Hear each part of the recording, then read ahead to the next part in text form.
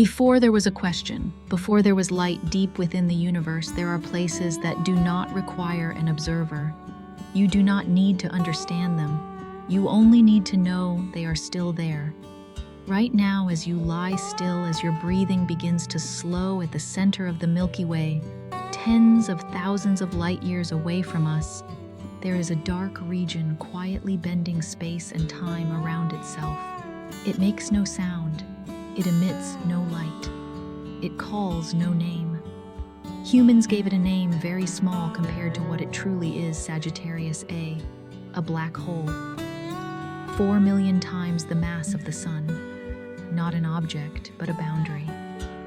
A place where if you cross it, the idea of returning no longer exists. That boundary is called the event horizon. Not because there is a wall there is no door closing, no dramatic moment.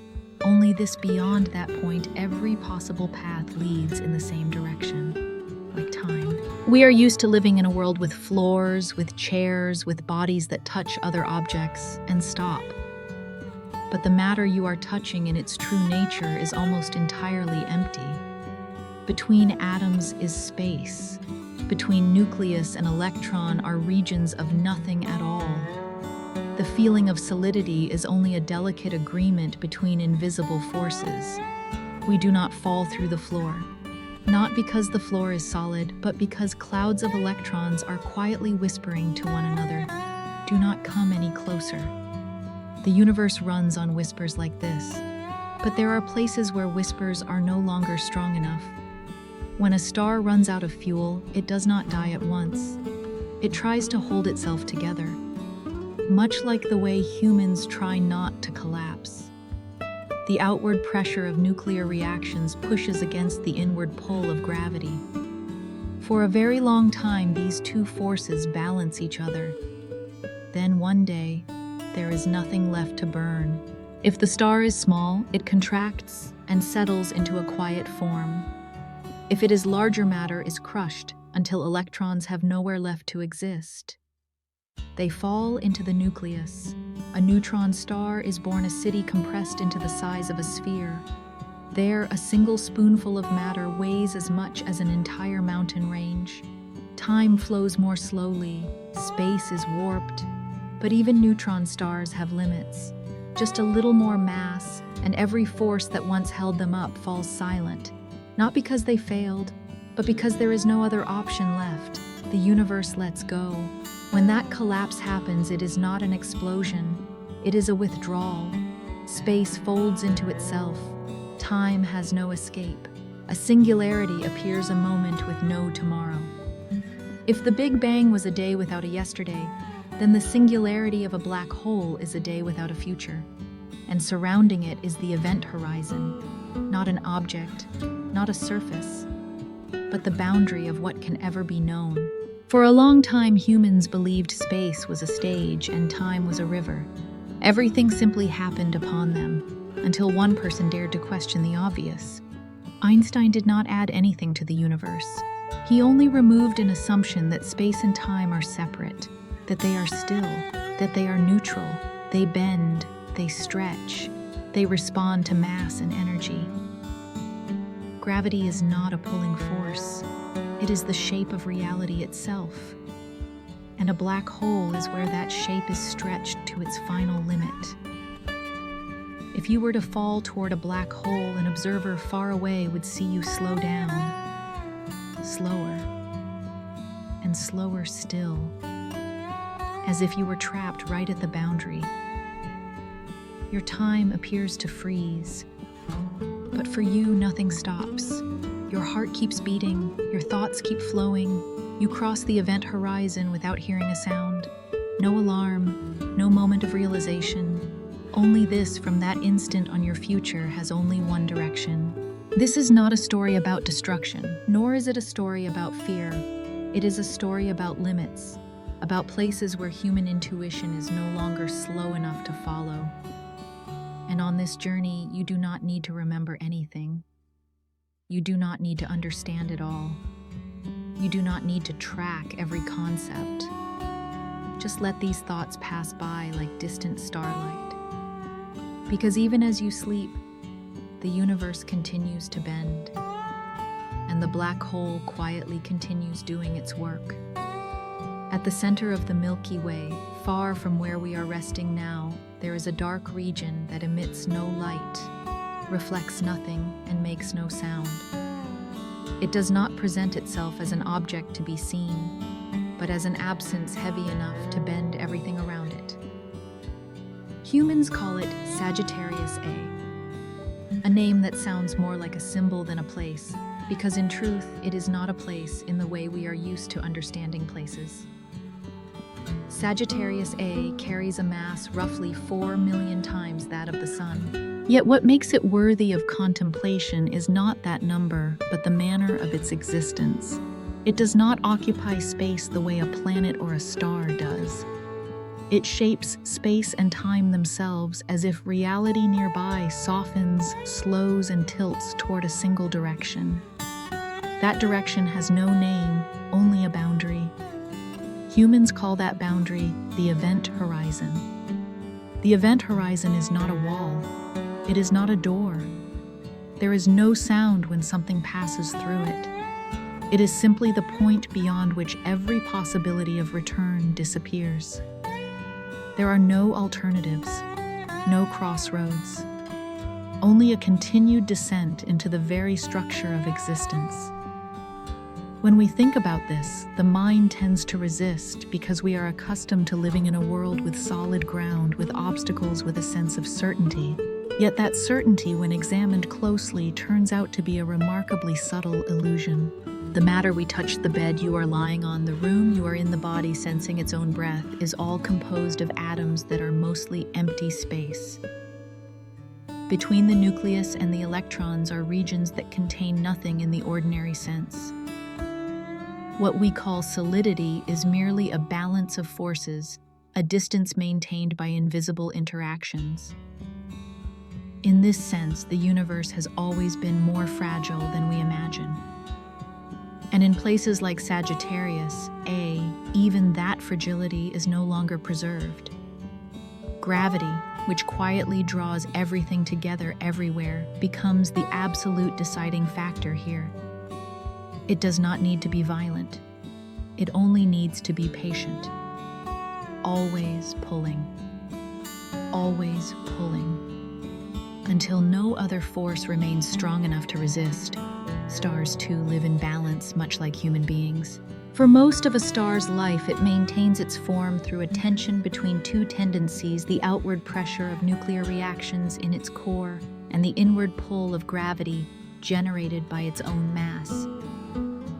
When these tendencies are balanced, the star shines steadily, as if it has found its place in the universe.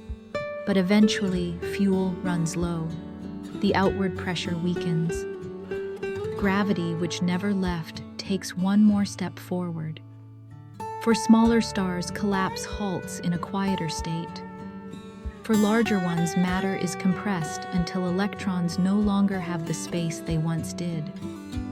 They fall into the nucleus, giving rise to a neutron star, where matter is packed to an almost unimaginable density.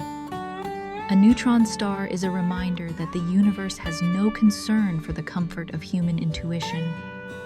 A single spoonful of matter there can weigh more than an entire mountain range.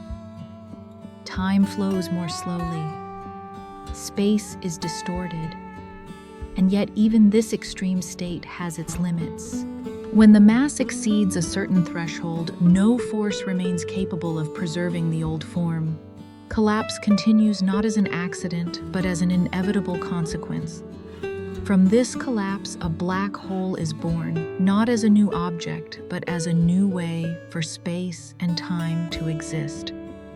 The event horizon appears as an invisible boundary where the future of everything that passes through it is reduced to a single direction. This echoes a remark by Marcus Aurelius in Meditations, Book 12. Everything we hear is an opinion, not a fact. Everything we see is a perspective, not the truth. What we think we know about reality, about certainty, about the possibility of return, is merely a perspective suited to the region of space and time we are accustomed to inhabiting. A black hole does not deny reality. It simply reveals that reality can be organized in other ways beyond everyday experience. Near Sagittarius, a light no longer follows familiar straight paths. Time does not flow evenly for everyone.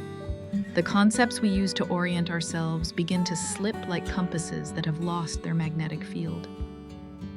Perhaps this is why black holes are not only objects of physics, but mirrors for deeper philosophical reflection. They raise questions about boundaries, not only physical ones, but the limits of knowledge, of control, of the ability to return to what once was. In human life, there are invisible event horizons as well, moments after which we cannot return to who we were before.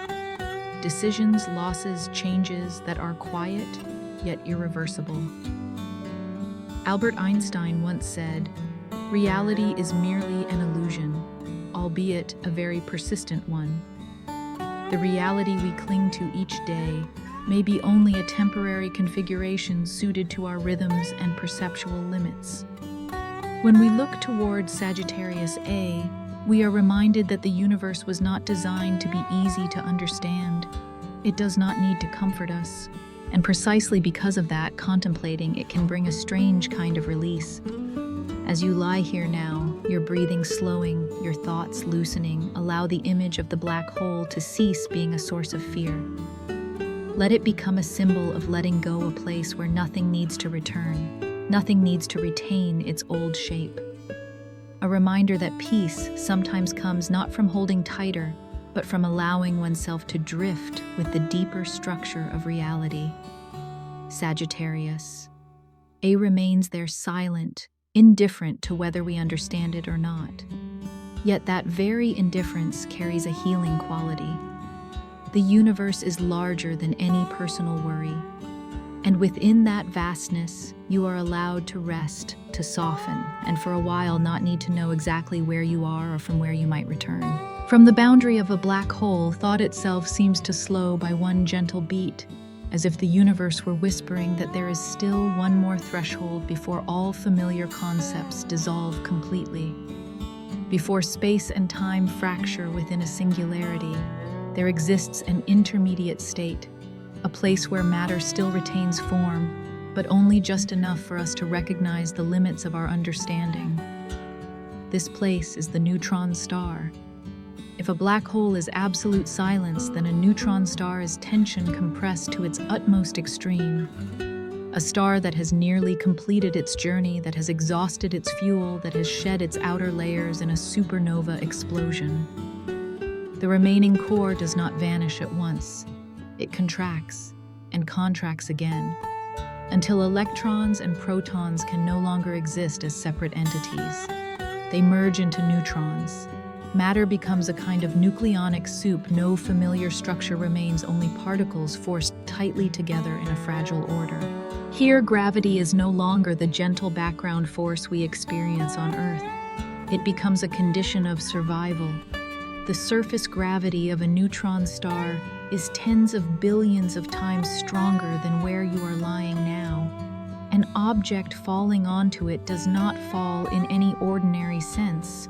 It is crushed. Atoms lose the empty space within them. What once was shape distance, what once was me and not me, is pressed into a density that the human imagination can only approach in the vaguest way. And yet what makes a neutron star remarkable is not only its extremity, but the delicate balance it represents. At this moment in the universe, another force rises to resist gravity, neutron degeneracy pressure. Not heat, not nuclear reactions, but a deeper principle of nature that particles cannot occupy the same state.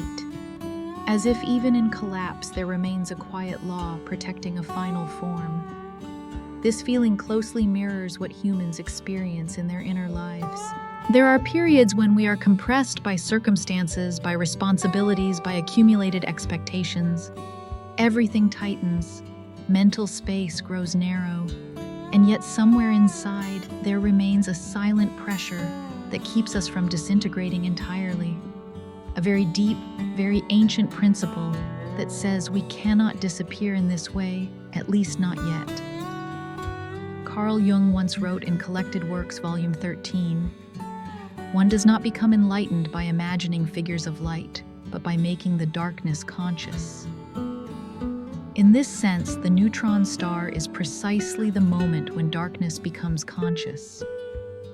Not the absolute darkness of a black hole, but darkness close enough to force us to confront the limits of an old structure. But this balance does not last forever. Neutron stars, too, have their thresholds.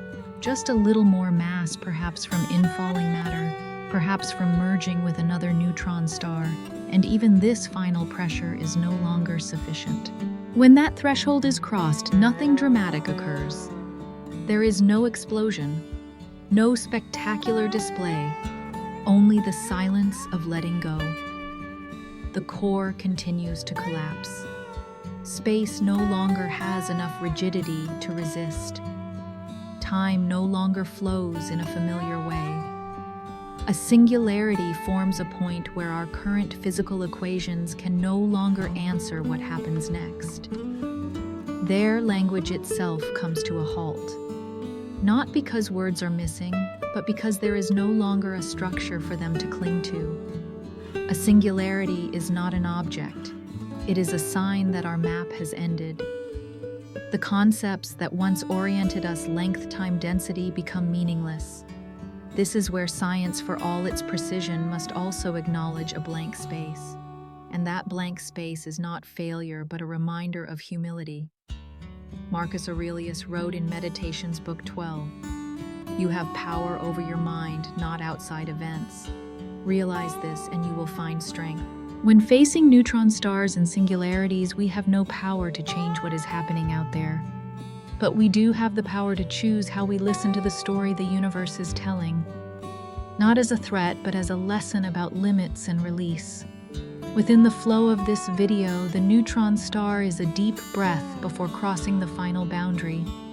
It allows the listener to become familiar with the idea that not every structure is meant to endure forever, that some states of existence exist only to indicate the point where resistance ends, and that sometimes collapse is not tragedy, but a phase transition.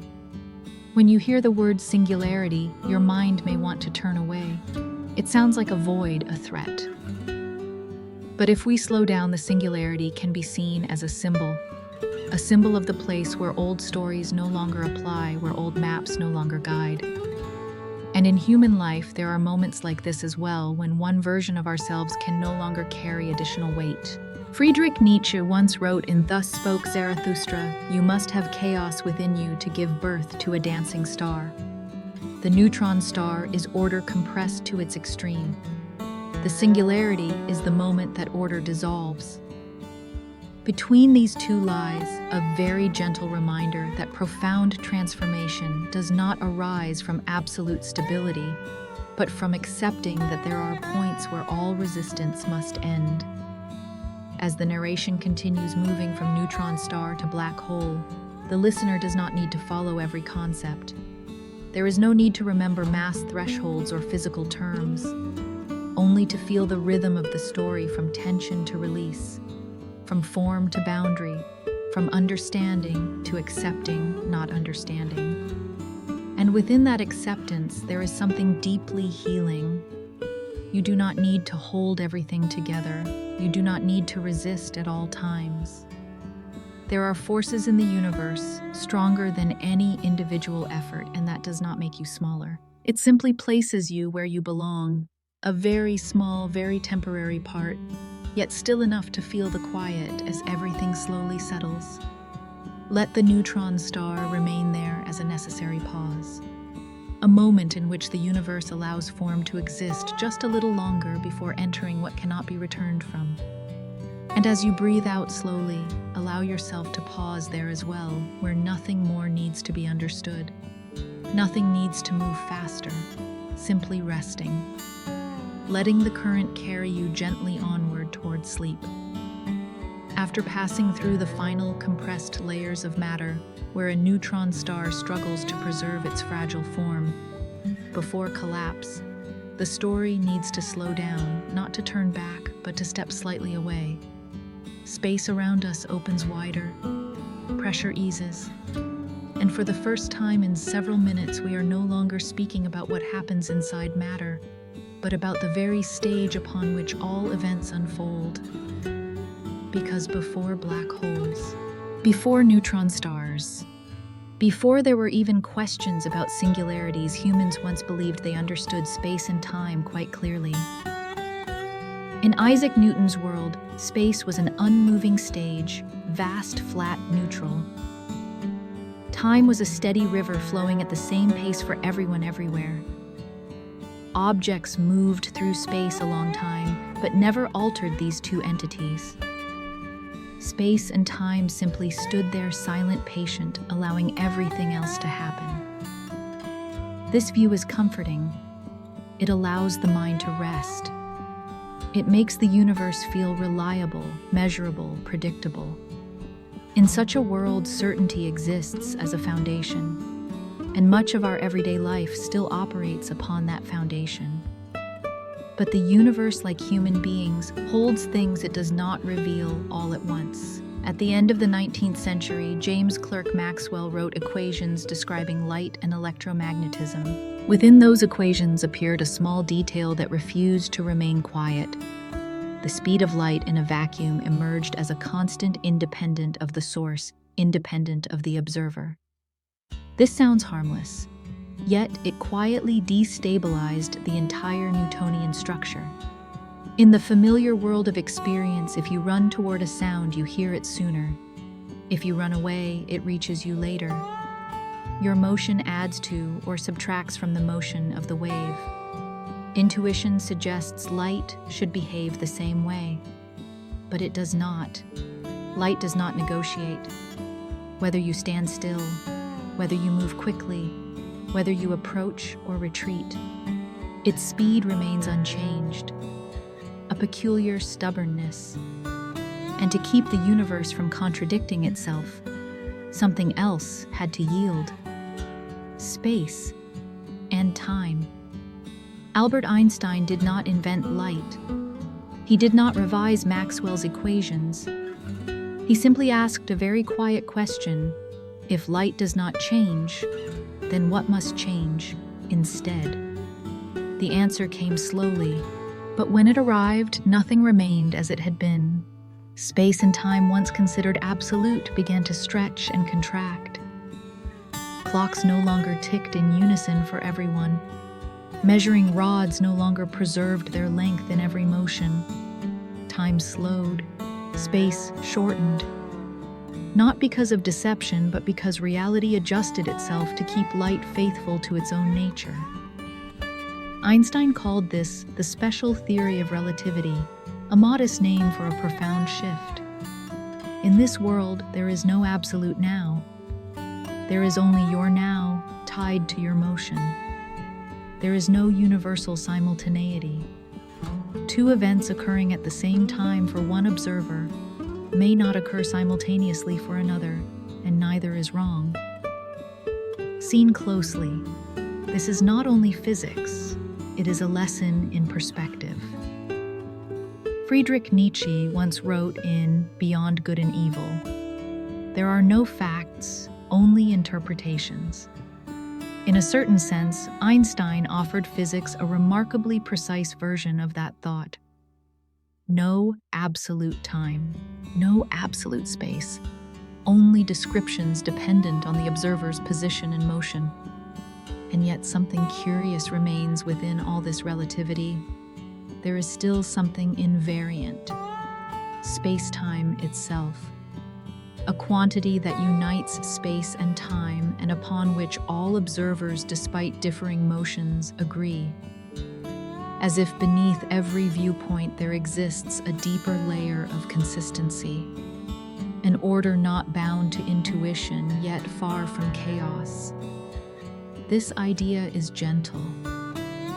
It says that even if your way of seeing the world differs, even if your time flows faster or slower, there is still a deeper structure holding everything together. Henri Bergson, in Time and Free Will, distinguished between measured time and lived time. Einstein inadvertently brought these two notions into contact. Physical time ceased to be merely numbers on a clock and became part of experience shaped by motion, by journey. And here the story begins to return to black holes. Because if space and time can stretch and bend merely due to motion, what happens when they are shaped by immense mass? What happens when a star grows so heavy that the space-time around it can no longer remain flat? Special relativity opens the door. General relativity will lead us onward. But before stepping through that door, we can pause for a moment. Let this idea be felt not as a concept, but as comfort that time does not always flow the same way. That the sense of everything slowing down on weary nights is not an illusion. That the world does not require you to keep pace with everyone else. Albert Einstein once said, "The distinction between the past, present, and future is only a stubbornly persistent illusion." If so, then right now as you lie still, you may not need to hurry anywhere at all. Your time can slow a little. Your space can fold inward with your breath. And as the narration continues from Newton to Einstein, from intuition to geometry, you do not need to hold on to every detail. Just allow this thought to rest lightly within you. Reality is more flexible than we imagine. And within that flexibility, there is room for you to rest. Space is stretching, time is softening, and the story continues slowly, deeply guiding us toward the place where gravity is no longer a force, but the very shape of the universe itself. After accepting that space and time no longer stand still like unmoving backdrops, our stream of thought can slow even further, as if entering consequences that are very gentle, very quiet, yet reach deeply into how human beings experience themselves. For when Einstein said that space and time are relative, he did more than redraw the map of the universe. He quietly reset the rhythm of lived experience itself. One of the first consequences to appear is something the human mind initially finds difficult to believe. Time does not flow evenly for everyone. It can slow down. It can stretch.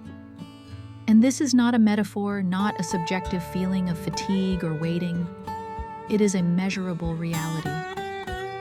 Atomic clocks so precise that they verge on errorlessness have shown us this. When one clock is taken aboard an airplane flown around the Earth and then returned, it no longer matches exactly with the clock that remained on the ground. The difference is tiny, exquisitely subtle, yet sufficient to demonstrate that time at altitude flowed differently, slower or faster depending on motion and position. Not because the clock malfunctioned, but because time itself is no longer a single river shared by all. If allowed to linger, this idea carries a strange gentleness. It suggests that the feeling of time racing during happy days and slowing during long nights is not entirely an illusion. At a very deep level, the universe itself acknowledges that time does not keep a fixed rhythm. At the same time, space begins to behave in a similar way. When an object moves extremely fast, approaching the speed of light, its length along the direction of motion becomes shorter. Not because the object is crushed, but because the measure of space itself has changed. For particles racing through accelerators, the distance they must traverse appears to contract, as if the universe were quietly helping them complete their journey. Here there is a delicate parallel with inner life. When you are in a period of intense motion, many changes, many pressures, mental space also contracts. Things that once felt distant suddenly draw close. Paths that seemed long turn out to be shorter when viewed from within that movement. And when you slow down, space opens again, allowing you to breathe more deeply. Philosophy has long touched upon these sensations, even without the language of physics.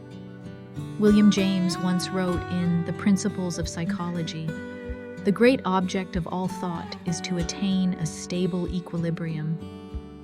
But what relativity whispers to us is this equilibrium does not lie in stillness, but in the adaptability of a deeper structure." To describe these changes fully, Einstein introduced a new concept, the event.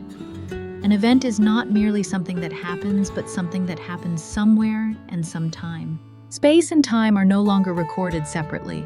They are bound together into a single point within a four-dimensional reality. A handshake, a breath, a thought that passes as you drift towards sleep.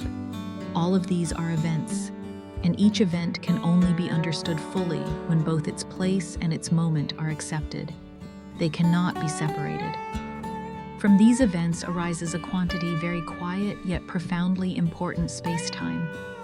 No matter how you move, no matter how your time slows or your space contracts, the space-time interval between two events remains unchanged. It is the one thing upon which all observers, despite their differences, agree. This idea feels like a deep anchor. In a world of shifting perspectives, something invariant still exists. An order that does not depend on personal sensation, yet does not deny it.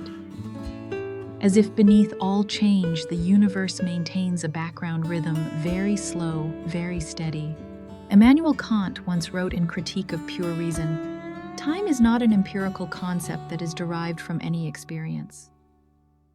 Relativity, in a way, carries this insight further. Time is not only non-absolute in experience, but also non-absolute in the physical structure of the universe. It is both a condition for experience and a quantity that can stretch and bend. When this is understood, the mind can release a familiar burden. There is no longer a need to compare one's pace of life with that of others. No need to force time to flow in the right way. For even in the universe, there is no central clock passing judgment. Within the flow of this story, the consequences of special relativity are not scientific spectacles meant to astonish. They are gentle reminders that reality is more flexible than we assume, that rigidity exists only in simplified models, and that when everything begins to stretch and bend, what matters is not preserving an old shape, but finding a deeper consistency. Ludwig Wittgenstein once wrote in Tractatus Logico-Philosophicus, "The limits of my language mean the limits of my world." Relativity expands the language of physics, and at the same time expands the world we allow ourselves to experience. When time and space are no longer confined, lived experience can soften, becoming less judgmental, more spacious. From here, our stream of thought begins to tilt gently back toward gravity. For if motion alone is enough to slow time and shorten space, what happens when immense mass enters the story? When space-time itself not only stretches but truly curves, the answer waits in the next part. But for now, you do not need to go any further. Notice the subtle comfort in knowing that your time can slow, that this breath, this moment, is a complete event within your own space-time. You do not need to hurry. Space is wide enough. Time is soft enough. And within the deep invariance of space-time, you may allow yourself to drift very slowly, very gently towards sleep, where events temporarily settle, while the deeper structure of the universe quietly keeps you exactly where you belong. After sensing that time can slow and space can contract simply because of motion, our stream of thought continues to drift very gently toward an even deeper idea. Here it is not only your pace that alters reality, but your very presence as well. You do not need to run fast. You do not need to move at all. Simply by being there with your mass and your energy, you are already quietly redrawing the shape of the world around you. In 1915, Albert Einstein introduced a quiet yet radical turning point. Gravity was no longer an invisible force pulling things together as we had long imagined. It became geometry, the way space-time curves in response to the presence of mass and energy. Objects are not pulled in the ordinary sense.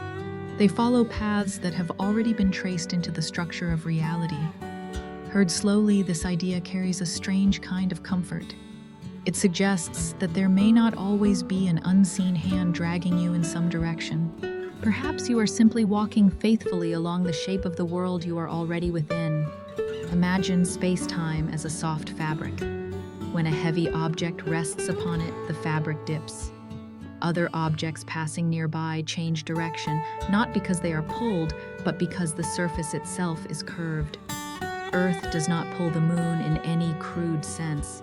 The moon is gliding along a surface shaped by Earth, and Earth in turn is gliding along an even deeper curvature shaped by the sun. At this level, gravity becomes very quiet. No drama, no noise. It is simply form. Martin Heidegger once wrote in Being and Time, "Being is not something that can be grasped as an object. Gravity in general relativity is much the same. It is not something to be seized, but a way space-time exists. When space-time curves light, which always travels in straight lines, no longer moves straight. It bends along the shape of reality. From this arises a phenomenon so beautiful it feels almost metaphysical gravitational lensing. Light from distant stars and galaxies curves as it passes massive objects forming rings and arcs as though the universe were quietly sketching itself anew. This is not merely a visual effect. It is a reminder that even the fastest, straightest thing we know, light itself must respect the deeper shape of the world. There is no independent path. Every motion is a dialogue with space-time. And not only light. Time, too, begins to behave differently when gravity grows strong. Near a large mass, time flows more slowly. A clock placed lower, closer to Earth, ticks more slowly than one placed higher. The difference is tiny, but real and significant enough that without accounting for it, the global positioning system GPS would drift by kilometers in a single day. There is a quiet tenderness in this detail that even the most practical everyday technologies must bow to the subtlety of time. We cannot force time to be the same everywhere. We can only listen to it. Henri Bergson once wrote in Creative Evolution, "Time is invention or it is nothing at all." General relativity shows that time is not only experienced differently, it is shaped differently by gravity. Near heavy things, time becomes thicker, slower, as if the universe were allowing everything there a little more duration. In inner life, you may have felt this as well. Heavy periods, loss, responsibility, lingering concern stretch time. Days pass more slowly. Not because you are weak, but because your inner gravitational field is stronger. Seen through the lens of the universe, this is not a deviation. It is a natural response. General relativity does not say that everything must speed up to matter. It says that slowing down is also a legitimate part of the structure. Looking back, we can sense a very gentle transition across the story's parts, from time stretching because of motion to time slowing because of gravity. From space changing due to velocity to space-time curving because of mass. Nothing leaps. Everything flows. And it is precisely this flowing that creates a feeling of ease. No shock of understanding, only a gradual adjustment in how we see the world. Ludwig Wittgenstein once wrote in Philosophical Investigations, "The aspects of things that are most important for us are hidden because of their simplicity and familiarity. Gravity has always been here. We walk, stand, and rest within it every day. Yet only when we look deeply enough do we realize it is not a force pulling us downward, but the shape that quietly supports every movement we make. From here, the path leading us back to black holes becomes entirely natural. For if a planet is enough to slow time, if a star is enough to bend light, then what happens when mass becomes so great that space-time folds into itself? That question does not need to be answered in haste. It only needs to be asked, then left there like a low note that has not yet faded. For now, you can remain with the feeling that the world does not demand you resist gravity. You are simply living within the shape it creates.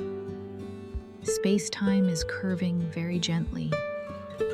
Time is flowing slowly enough for you to follow. And within that curvature, within that slower rhythm, you may allow yourself to soften a little more. You do not need to understand everything. You do not need to move quickly. Simply stay with this voice like a smooth curve in the night, guiding you quietly, deeply towards stillness. After understanding that gravity is not a pulling force but the shape of space-time itself, our story can take one more step very slowly toward the place where that shape becomes extreme. Not straight into the heart of a black hole, but into its neighborhood. A region without noise, without explosion, yet one that reveals a paradox of striking gentleness, two perspectives that are both true, yet cannot be merged. Here near the event horizon, the universe no longer allows for a single story. Imagine an observer standing far away, safe looking toward the black hole. In their view, an object falling inward slows more and more. At first, the motion is clear, but with each passing second, its advance becomes more hesitant. The clock on the object ticks ever more slowly. The light it emits is stretched, reddened, dimmed, and finally the object seems to stop, as if its time has frozen just before the final boundary. From afar, the observer will never see the object truly cross the event horizon. It remains suspended there forever, fading, dissolving into the dark background of the universe. There is no moment of passing through, no clear full stop, only an infinite slowing. But if you are the one who is falling, everything is entirely different. From within that experience, time does not stop. Your heartbeat remains steady. Your thoughts continue without break. You do not feel yourself slowing down. There is no sensation of being stretched. No boundary appears like a drawn line. You cross the event horizon without receiving any signal in advance. No sound, no light, no sign that says this is the important moment. You simply continue. These two stories contradict one another, and yet both are true. And it is precisely this that makes the region near a black hole so special, not only for physics, but for how we understand human experience. For here, for the first time in the universe's story, truth is no longer a single shared point. It splits into two parallel streams, each coherent within its own frame of reference, neither possessing the right to negate the other. Immanuel Kant once wrote in Critique of Pure Reason, "We have no knowledge of things as they are in themselves, but only as they appear to us." Near a black hole, this is no longer an abstract claim. It becomes the structure of reality itself. What happens can no longer be separated from who is looking. For the distant observer, the object never truly disappears. For the one who falls continuing forward is unavoidable. There is no way for the two to meet afterward and compare clocks. No rendezvous beyond the event. Reality has split in two. If allowed to settle, this carries a deep gentleness. It tells us that not every difference in experience needs to be reconciled. Some differences exist, not because someone is wrong, but because each person's position within the flow is different. In human life, we encounter invisible event horizons like this as well. There are changes after which outsiders see you as standing still. They see you slow down, grow quieter, as if you can no longer move forward. But from the inside, you are still going, still living, still crossing boundaries that no one else can see. Carl Jung once wrote in Memories, Dreams, Reflections, "The most terrifying thing is to accept oneself completely. Perhaps crossing an inner event horizon is like this. There is no moment of recognition, no applause, only the very quiet continuation of consciousness." Near a black hole, light also behaves differently. Signals sent from the falling object must climb an ever-steepening space-time slope. With each step, they lose energy, their wavelengths stretch, shifting gradually toward red. This is gravitational redshift. To the distant observer, the object not only slows down, but fades like a memory growing dim with time. Memory behaves similarly within the human mind. Deep experiences, when viewed from within their moment, feel fixed and vivid. But when we look back from a distance, they are no longer as sharp. They redden, they soften. Their emotional energy slowly drains away, not because they mattered less, but because distance has changed. The region near the event horizon is not a place of violence. It is a place of gentle disagreement between perspectives, a place where the universe allows multiple stories to coexist, as long as each remains faithful to its own frame of reference. Friedrich Nietzsche once wrote in Thus Spoke Zarathustra, and those who were seen dancing were thought to be insane by those who could not hear the music. The one falling into a black hole is hearing a different music than the one standing far away.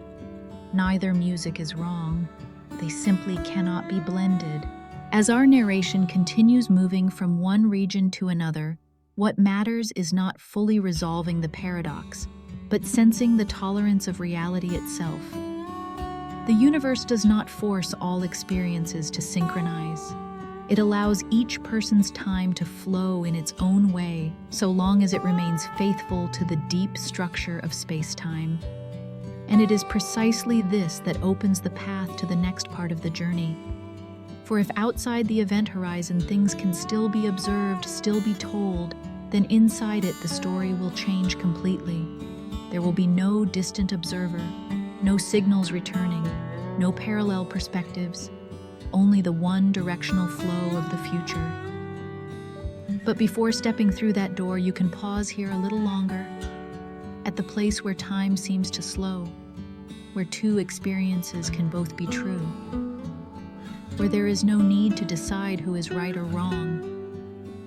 Let your breathing drift like motion near a black hole, slowing, softening, with nowhere it needs to go.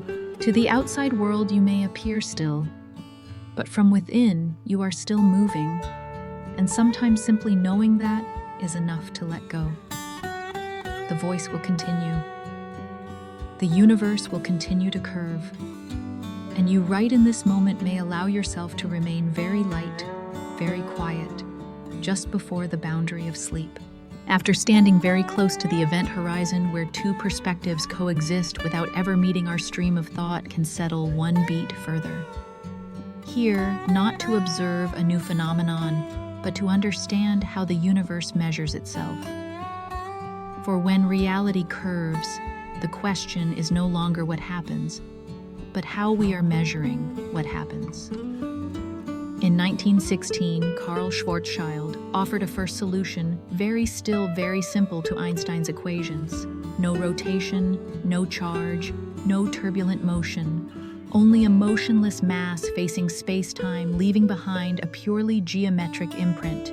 This solution did not add drama to the universe. It brought the universe into sharper focus. To speak of curvature, we need a measuring tool, and that tool, in the language of general relativity, is called the metric. The metric is not a ruler or a clock in the familiar sense. It is a rule that tells us between two events how much distance there is. Between two beats, how time flows within a space-time that has already curved. When space-time is flat, the metric is gentle, close to intuition. But when mass appears, the metric changes its tone. It tells us that distance is no longer what we expect. Time no longer flows evenly. Every measurement must bow to the shape of reality. And near a sufficiently large mass, the metric whispers something essential. There exists a special radius. This radius is called the Schwarzschild radius. It is not the size of the object. It is not a surface. It is a condition. If a mass is compressed such that all of its matter lies within this radius, space-time no longer permits escape. Light, no matter how faithfully it follows straight paths, cannot leave. For the sun, the Schwarzschild radius is only about 3 kilometers. 3 kilometers so small it feels paradoxical. Not because the sun is small, but because the condition for becoming a black hole is not mass itself, but compression. Hearing this, we may sense a subtle shift in how we understand boundaries. A boundary does not need a wall. A boundary needs only a geometric condition to be satisfied. The event horizon, therefore, is not a material surface. There is no shell, no skin, nothing to touch. It is the outline of what can communicate. A boundary that cannot be felt, only crossed, and once crossed, the story changes its voice. If allowed to settle, this carries a strange comfort. Not every boundary is rigid. Not every ending requires collision. Some endings arrive simply because the rules of measurement have changed. Ludwig Wittgenstein wrote in Tractatus Logico-Philosophicus, "The limits of my language mean the limits of my world."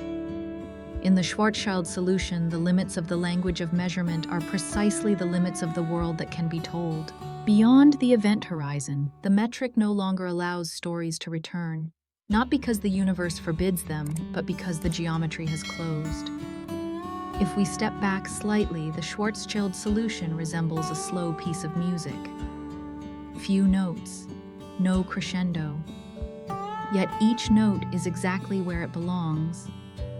It shows us that a black hole does not need to be a violent object. It can be a complete geometric configuration where the straightest possible paths in space-time all lead inward. Here, gravity does not shout, it guides. Falling objects are not pulled by invisible strings. They simply follow geodesics, the shortest paths within a curved space-time. Once the metric has determined, the shape choice is no longer choice. This is not a loss of freedom, it is fidelity to structure. Martin Heidegger wrote in Being and Time Only, "By reason of something present at hand, does the ready-to-hand become accessible." When the metric appears, space-time ceases to be a vague backdrop. It becomes something available for all motion to rest upon. And within that availability, the event horizon emerges as a very quiet limit.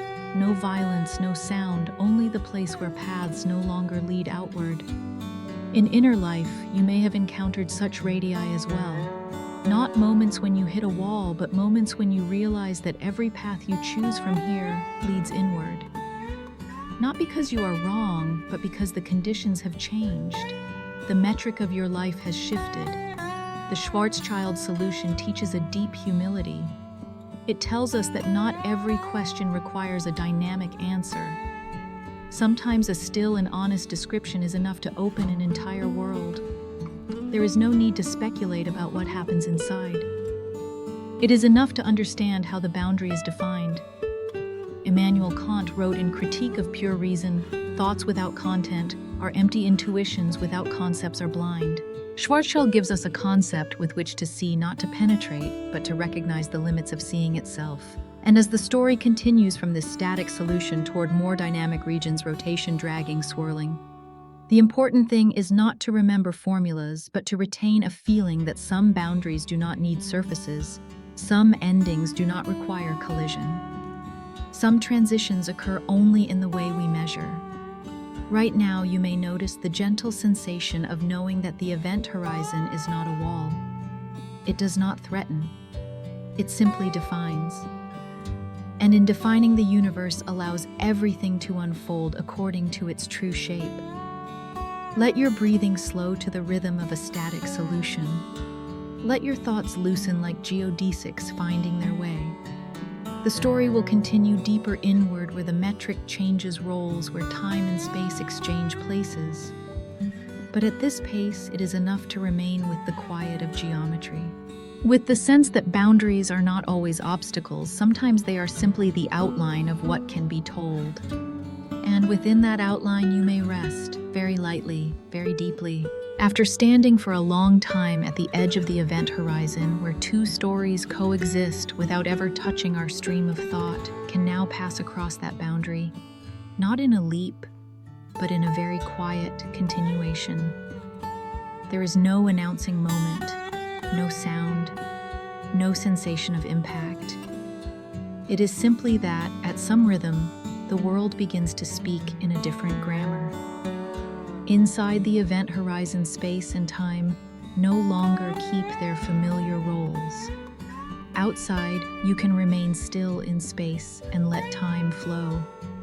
You can choose to move left or right, forward or backward. But here, deep within the structure of a black hole, those choices gradually disappear.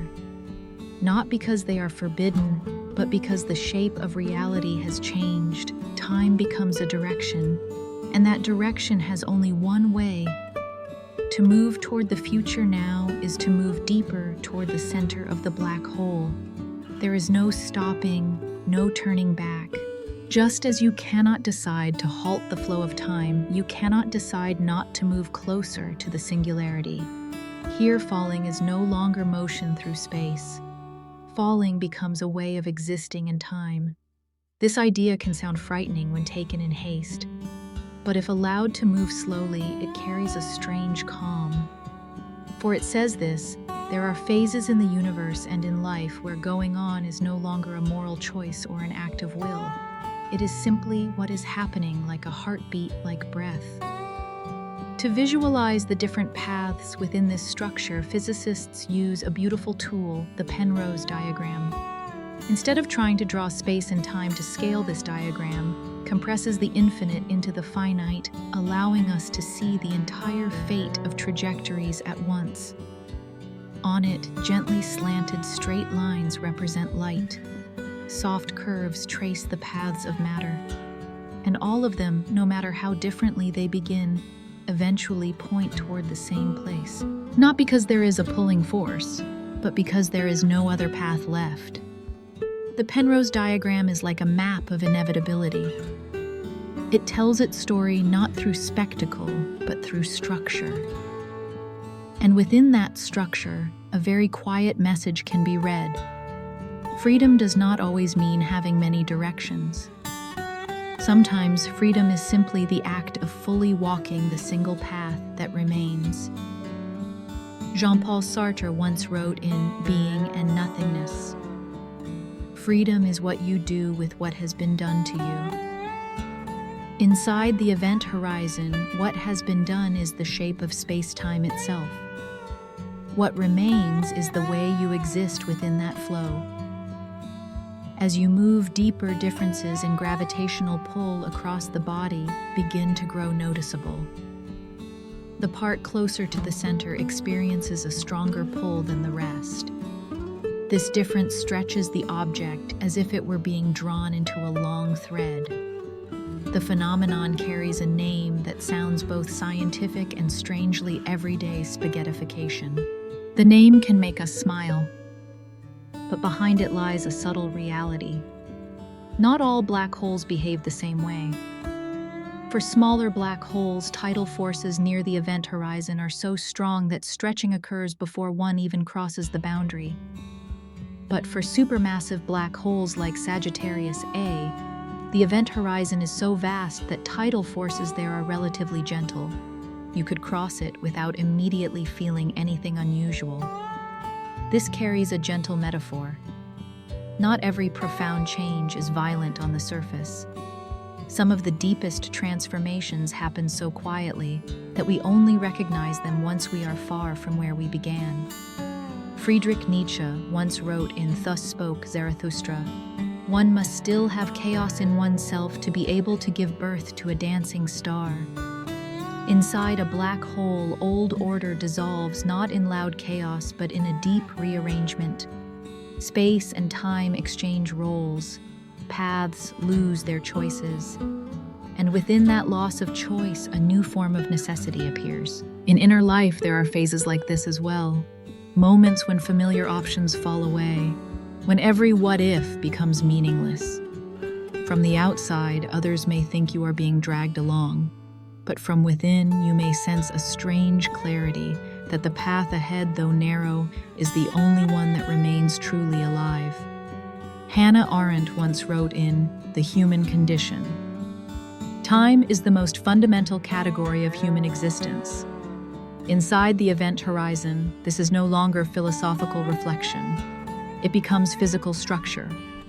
Time is no longer merely the backdrop of experience. It is the current that determines every direction." As this narration continues, what matters is not precisely imagining what happens at the center of a black hole.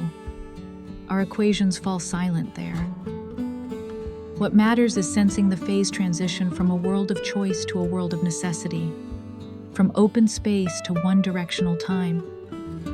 And within that transition, there is a very gentle healing. You do not need to strain yourself to decide everything. You do not need to always choose the right direction.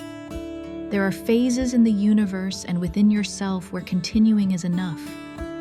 As the voice lowers, as breathing slows, allow the image of the Penrose diagram to dissolve like a dream. No need to remember the lines, no need to keep the terms. Just keep the feeling that every path, however differently it begins, is supported by a deeper logic. Inside the event horizon, all trajectories lead inward, but before reaching that center, there is a long stretch of drifting, and within that drifting, you do not need to do anything at all. Let space and time exchange roles in the story. Let your awareness loosen like an object faithful to its geodesic. The narration will continue deeper still into questions about the limits of knowledge, about singularities, about where language comes to rest. But right now, you may remain very quiet, very light within a structure that has already accepted you. No need to return, no need to hurry. Just allow the future, just as time always does, to carry you on very slowly, very deeply toward sleep. After drifting inside the event horizon where every path turns toward the center, our narration can quietly return outward, not to deny what has just been passed through, but to stand at a distance far enough. There, humans resume a familiar role, the observer, not touching, not crossing, simply listening to the very fine traces the universe leaves upon the surface of itself. For a black hole in the end cannot be seen in the ordinary way. No light escapes to draw its shape. And yet, the universe is not completely silent. It allows us to see shadows. In 2019, a singular moment unfolded in the history of science. A network of telescopes spread across the Earth, synchronized like a shared breath combined into a single eye. And that eye saw a dark region encircled by a warped ring of light. Not the black hole itself, but its shadow, the imprint of light bent, trapped, compelled to curve around before disappearing. The image was not dazzling in a flamboyant way. It was very simple. A ring of light, a region of darkness. Yet it was precisely this simplicity that carried a deep resonance, as if the universe were saying, I do not need to reveal everything for you to know that I exist. The shadow of a black hole is not an object.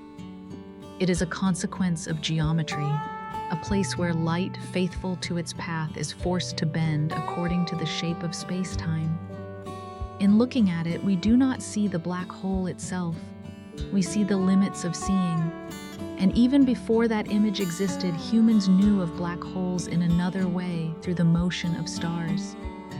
Near the center of the Milky Way, stars orbit at unimaginable speeds around an invisible point.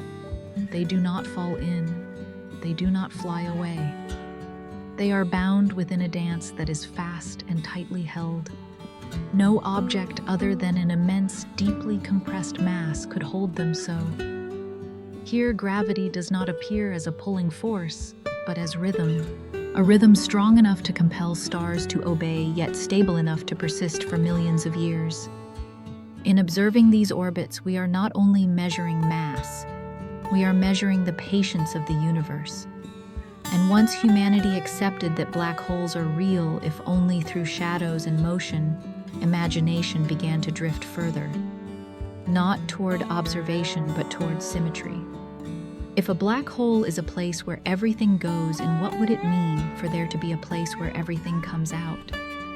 The idea of a white hole emerged as a temporal reflection, a mathematical dual. If a black hole is a singularity in the future, where all paths end, then a white hole would be a singularity in the past, where all paths begin. Nothing can enter a white hole. Everything can only exit. The idea is beautiful, balanced, quiet, but so far it exists only on paper. There are no observational traces, no shadow, no stellar orbits circling a center that emits everything, yet receives nothing. A white hole resembles a mathematical dream, perfect in logic, but never having stepped into the night of the sky. The philosopher Baruch Spinoza once wrote in Ethics, The order and connection of ideas is the same as the order and connection of things. White holes show us that the order of ideas can reach very far farther even than what the universe has allowed us to see. And this does not render ideas meaningless. It simply reminds us that not every beautiful structure needs to manifest in reality. From white holes, thought drifts onward to an even more delicate structure, wormholes. Theoretical bridges connecting distant regions of space-time. Shortcuts that do not pass through ordinary distance but through the very shape of reality itself. In mathematics, wormholes can exist as solutions to equations. But to exist in the universe, they would require something very strange, exotic matter, negative energy. Something never directly observed and perhaps never present on large scales. Without it, wormholes collapse the moment they form, like a thought that dissolves as soon as it arises. Here, the universe seems to place a gentle boundary upon imagination. You may think far, but not every path is stable. Not every shortcut opens for passage. And perhaps this too carries a deeply human message. Martin Heidegger once wrote in Being and Time, "Every disclosure of being as a whole conceals as much as it reveals." Wormholes and white holes reveal the possibilities of structure while concealing the possibility of realization. They exist as beautiful invitations, yet like dreams, they do not need to become real in order to have meaning. In the flow of this story, theoretical ideas do not appear to excite. They appear to soothe, to remind us that the universe is wider than what we can touch, that some regions of understanding are built not to be reached, but to be contemplated from afar. And in inner life there are wormholes too, thoughts of what if, of other turns, other possibilities that never came to pass. They are unstable. They do not lead us anywhere. Yet they help us understand more clearly the shape of the path we are actually walking. Albert Camus once wrote in The Myth of Sisyphus, "The struggle itself toward the heights is enough to fill a man's heart." Perhaps contemplating black holes, white holes, and wormholes is like this, not to traverse the universe, but to listen to its deepest pulse, and within that pulse to recognize one's own smallness as something not meaningless at all. As the voice slows, as concepts dissolve like mist, you do not need to hold on to anything. No need to remember dates, no need to distinguish what is observed from what exists only in mathematics. Simply keep the feeling that the universe is vast enough to contain both shadows and dreams. A black hole does not need to be seen to exist. A white hole does not need to exist to beautify thought. A wormhole does not need to be stable to remind us that reality can be bent in very different ways. And within that vastness, you may allow yourself to grow small, like a quiet observer, like a tiny point drifting among large ideas without being weighed down by them. The narration will continue into other regions of the story. But right now, you may remain with a very light feeling that not everything needs to be proven to bring peace. Sometimes simply knowing that the universe still holds many things we do not need to touch is enough for the mind to soften and for sleep to arrive very slowly, very gently. After passing through the most silent shapes of black holes where geometry closes every exit, our narration can continue to drift very slowly toward another variation of the same story. Here, the black hole no longer stands still. It rotates. And that rotation is not loud like a storm, but quiet like a thought that has sunk deep into the structure of reality. In 1963, Roy Kerr found a solution to Einstein's equations describing a rotating black hole. No special assumptions were required, no added miracles. Only the acceptance of a simple truth: almost everything in the universe carries angular momentum. And when a massive star collapses, it does not drop that motion. It carries it inward, deep into the new shape of space-time. A Kerr black hole is not like a Schwarzschild black hole. It has two event horizons, like two layers of doors gradually closing. and surrounding the outer horizon is a very special region called the ergosphere. There, space-time does not merely curve, it is dragged into rotation. Everything that enters this region is swept along by the spin, unable to remain at rest relative to the distant universe. Frame dragging sounds like a technical term, but when heard slowly, it feels like a quiet confession of reality itself. Space-time can be carried along. Not only does matter move through the world itself can move with matter. If this idea is allowed to touch inner life, it carries a subtle comfort. There are situations that do not merely pull you along, they pull the entire context around you. Not because you are weak, but because you are within a rotational field stronger than individual will.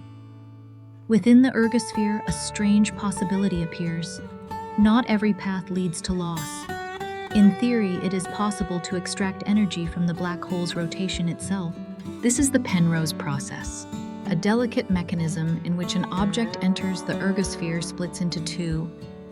One part falls into the black hole with negative energy relative to infinity, while the other escapes with more energy than it originally had.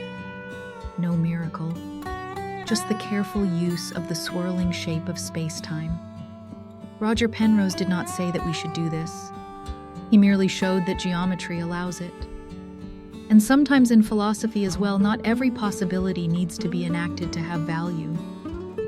It is enough to know that deeper structures open unexpected paths. Friedrich Nietzsche once wrote in Thus Spoke Zarathustra, "One must still have chaos in oneself to be able to give birth to a dancing star." The ergosphere is a region of ordered chaos, a place where space-time spins but does not collapse, where motion is strong enough to generate energy yet remains within a geometric framework. And perhaps this too is a gentle metaphor for phases of life in which chaos does not need to be suppressed, only shaped. Then our narration returns to real black holes. Not the structures on paper, but those born from the collapse of massive stars. When a stellar core passes every threshold, when no force remains to support it, the black hole that forms does not carry a detailed history of itself. Layers, turbulence, distinctions, all are erased. What remains, according to the no-hair theorem, are only three parameters: mass, spin, and electric charge. No memory, no story, no trace of what was once complex. In this sense, black holes are the simplest objects in the universe.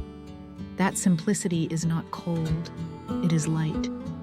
As if the universe were saying that beyond a certain point, differences are no longer necessary. Everything is reduced to its most essential elements.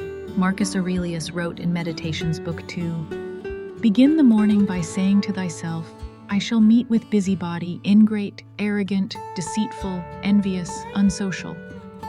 And then he reminds us that all of this complexity dissolves when we look deeply enough.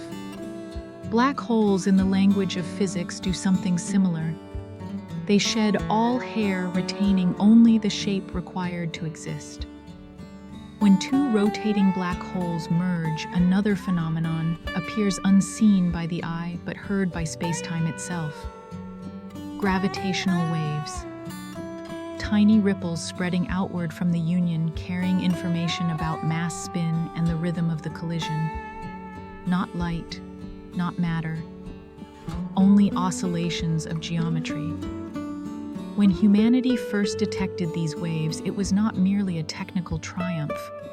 It was the moment we heard the universe move, not loudly, not in words, only a deep resonance arriving from events that occurred long ago. Martin Heidegger wrote in Poetry Language, Thought Language is the house of being. Gravitational waves suggest that space-time too has its own language, one that needs no words, only rhythm. In the flow of this story, the Kerr black hole is not introduced to astonish.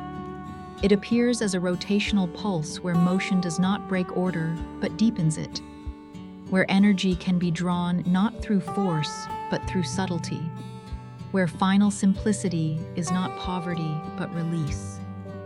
And as the voice slows, as concepts rotate more gently, like space-time being dragged, you do not need to retain anything. No need to remember two event horizons. No need to distinguish ergosphere from frame dragging. Just feel one light thing that the universe allows motion, but does not demand that you run. Albert Einstein once said, "The most incomprehensible thing about the universe is that it is comprehensible." Perhaps the most comforting thing tonight is realizing that you do not need to understand everything. You only need to remain within this rhythm like an object drifting through a swirling region, not resisting, not accelerating, simply following the shape. The narration will continue toward stories of heat, of entropy, of the very slow evaporation of black holes. But right now, you may stay within this gentle vortex a little longer. Space-time is rotating very slowly.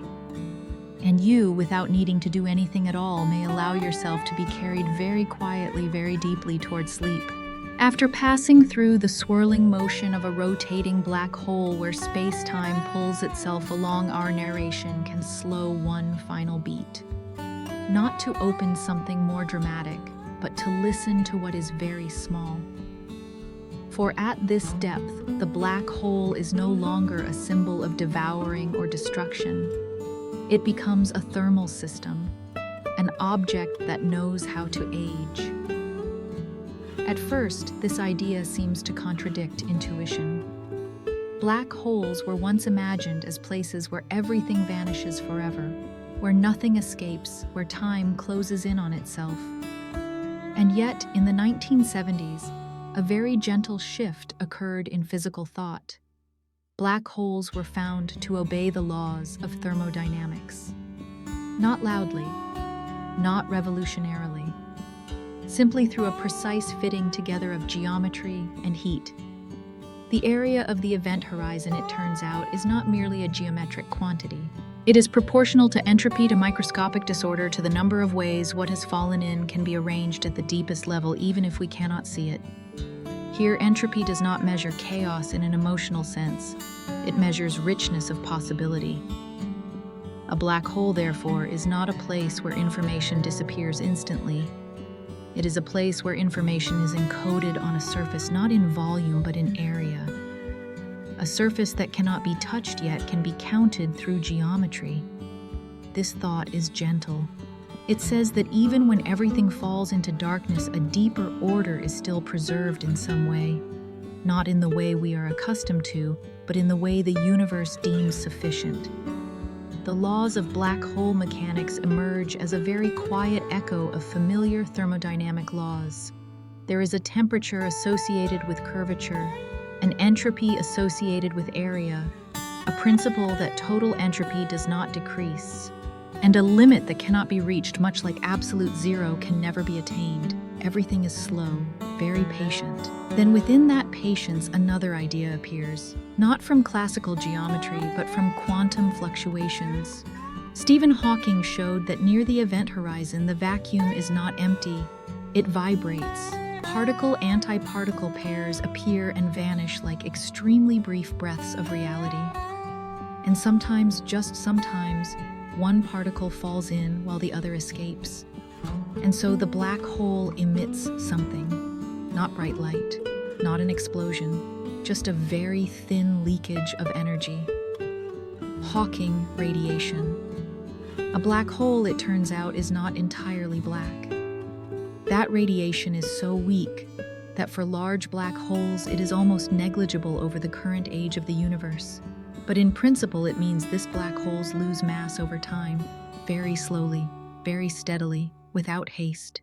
This idea carries a deep comfort, not because it promises an end, but because it says that nothing is ever completely still. Even the structures that seem most eternal participate in the shared flow of time. Heraclitus once wrote, "No man ever steps in the same river twice." Black holes are like this as well. No matter how slowly, they are never exactly the same at two different moments. For small black holes, Hawking radiation is stronger. They are hotter. They evaporate faster. For For supermassive black holes, the temperature is so low that it nearly dissolves into the cold background of the universe. But whether fast or slow, the principle remains: existence always has a cost, and that cost is paid in time. In human life, there are phases like this too. Not great upheavals, not decisive moments, just very small, very steady erosions, a little energy leaving each day. No one notices at first, but then looking back, we find ourselves lighter, less sharp-edged, carrying less. Marcus Aurelius wrote in Meditations Book 4, "Time is like a river made up of the events which happen in a violent stream." Yet for black holes and for very deep nights, time is not a violent current. It is a slow seepage, like warmth radiating from an object that once seemed cold. The thermodynamics of black holes also raises a deeply human question: where does information go? If a black hole evaporates, do the things that fell in disappear? Modern physics has no complete answer. But the mere existence of this question is enough to change how we see the world. It compels us to trust that the universe does not waste information arbitrarily. It simply stores it in ways we have not yet learned to read. Immanuel Kant once wrote in Critique of Pure Reason, "Out of the crooked timber of humanity, no straight thing was ever made." The universe is like this too. It does not promise perfection. It promises only a deep consistency where different laws meet at unexpected points. As this narration reaches its end, there is no need for a grand conclusion. No message to carry into tomorrow. Only a very light feeling that a black hole is not merely a place of endings.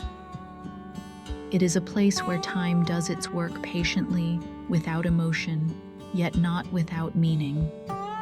A black hole is born from collapse. It exists in stillness. And then, very slowly, it dissolves. Not through violence, but through warmth. And in that dissolving, the universe keeps its quiet promise that everything belongs to the shared flow. Nothing is excluded. Nothing is held forever. Our voice may slow here. There is no need to go on, no need to open new questions.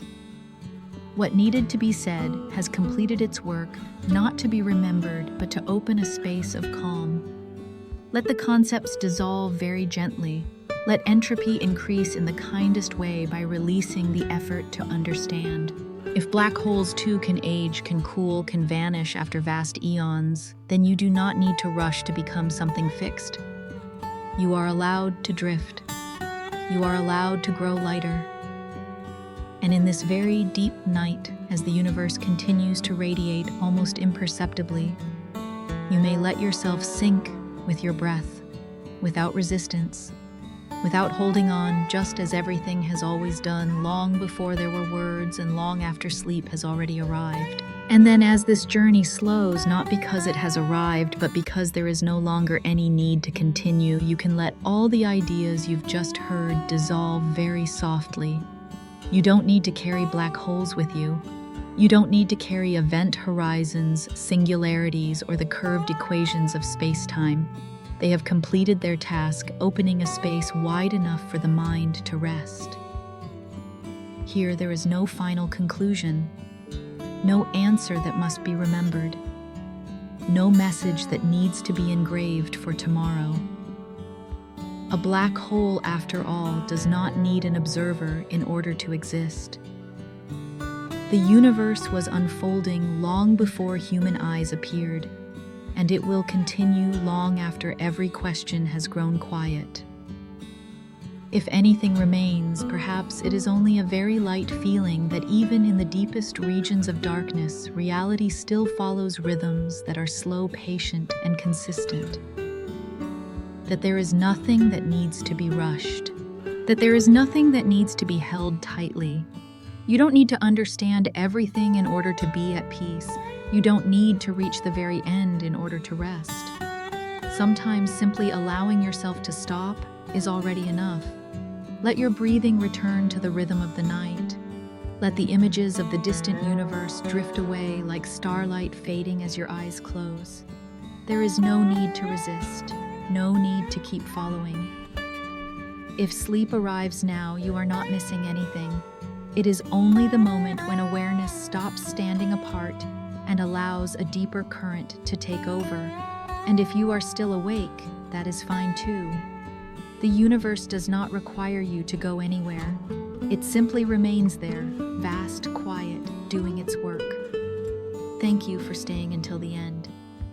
If you'd like to continue journeys like this taken slowly, you may gently like, share, or subscribe, not for the algorithm, but to help keep a small, quiet corner of the night alive together.